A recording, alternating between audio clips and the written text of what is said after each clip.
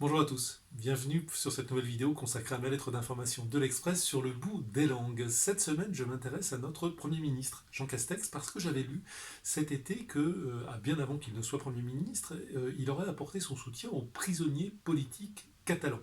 Vous savez qu'en Catalogne espagnole, ou Catalogne sud, selon les points de vue, il y a eu un référendum, il y a de cela 3 ans, presque jour pour jour, référendum sur l'indépendance, jugé illégal par Madrid, la police intervient, il y a des heurts assez violents qui choquent quand même une partie de l'opinion dans une démocratie européenne, et ça suscite un émoi particulier en Catalogne française, en Catalogne nord pour les nationalistes.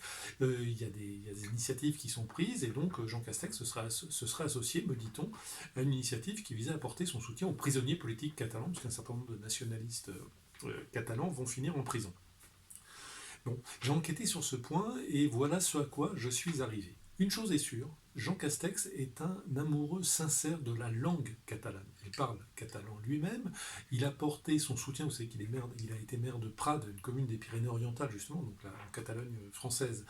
Il a apporté son soutien à toutes les associations qui défendent la langue et la culture catalane. Il y a même dans sa commune une école où tout l'enseignement a lieu en catalan et il en finance une partie en tant qu'élu local. Donc il n'y a aucun doute sur ce point, c'est un pratiquant et un amoureux et un soutien ardent de la langue et de la culture catalane. Pour autant, il ne s'est jamais associé à des manifestes lancés par des maires de son département visant justement à apporter leur soutien aux prisonniers politiques catalans. Ça c'est faux. En revanche, et c'est intéressant, il a signé une motion qui dit ceci, je vais lire pour ne pas dire de bêtises, qui s'indigne des violences policières contre les électeurs catalans. Je répète, les violences policières contre les électeurs catalans. Cette expression violence policière est intéressante parce que Emmanuel Macron, lui, a toujours pris soin de ne jamais employer cette expression. Il a apporté, le chef de l'État français, un soutien total à son homologue Premier ministre espagnol à Madrid, qui était Rajoy à l'époque, et justement il a refusé de prononcer cette expression. Donc là on sent bien une petite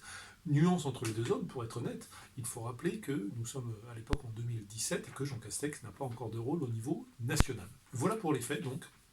Amoureux sincère de la langue et de la culture catalane, jamais de soutien aux prisonniers politiques catalans, ça non, mais en revanche, une condamnation très nette des violences policières, expression que n'a jamais utilisée Emmanuel Macron.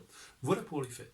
Ensuite, j'ai interrogé l'hôtel Matignon pour savoir si, compte tenu de sa sensibilité réelle, le Premier ministre prendrait des mesures en faveur des langues régionales, dont on sait que leur pratique est en déclin et que si on ne fait rien, elles vont toutes disparaître. Et voilà ce que l'on m'a répondu, et là, je vous avoue, j'étais un petit peu déçu. Aucun projet de loi en préparation sur le sujet des langues régionales, aucune mesure ne sera prise. Pire encore, si je puis dire, il y a eu une réforme du baccalauréat, il y a de cela quelques temps, menée par Jean-Michel Blanquer, qui a fait du tort aux langues régionales en baissant les coefficients, en diminuant le nombre de lycées où elles sont enseignées. Donc on assiste à une baisse très importante des effectifs pour ces deux raisons. Et sur ce point, l'hôtel Matignon apporte un soutien plein et entier à la réforme mise en œuvre par Jean-Michel Blanquer sur ce point. Donc, si je devais conclure, je le dirais en une formule, certes, Jean Castex est un amoureux sincère de la langue catalane et sans doute des langues régionales en général, mais ce sera avant tout un serviteur de l'État central, et il continuera de voir dans les langues régionales une forme de menace sur l'unité du pays. Voilà, plus de détails comme d'habitude sur la version écrite de ma lettre d'information. Soit vous la recevez déjà, soit vous souhaitez la recevoir, et pour cela c'est très simple et c'est gratuit.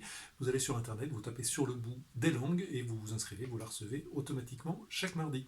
Je vous remercie et je vous dis à la semaine prochaine.